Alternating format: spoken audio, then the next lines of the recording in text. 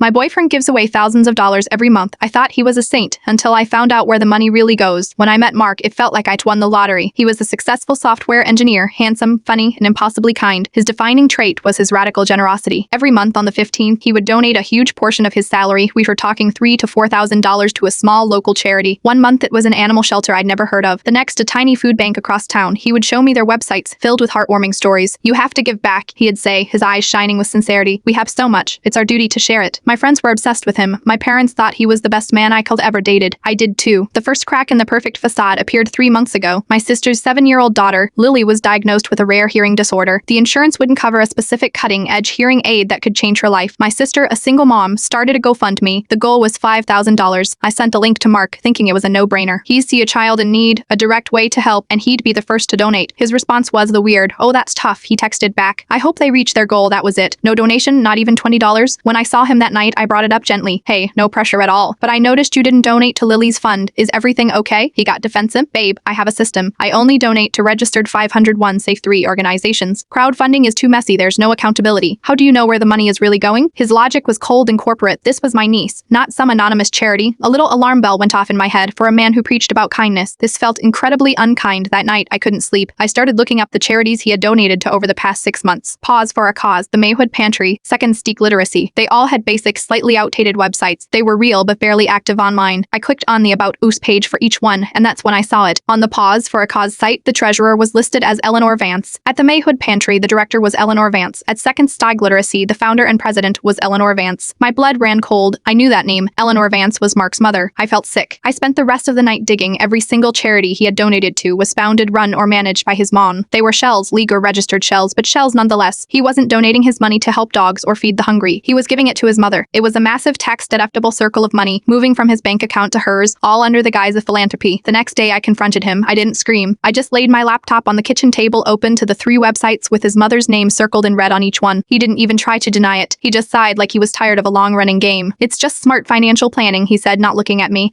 "The money helps her with her expenses and I get a massive tax write-off. It's a win-win. We still do some good with it occasionally." I stared at him, the man I loved, the saint, the most generous person I knew. It was all a performance. His kindness was a tax strategy. His compassion was a lie he told to feel good about himself and to look good to others. "My niece needs hearing aids, Mark," I said, my voice shaking. "That's not a write-off," he replied without a hint of irony. I packed my bags that afternoon. He wasn't a saint. He was just a con artist with a better story, and I was his biggest mark.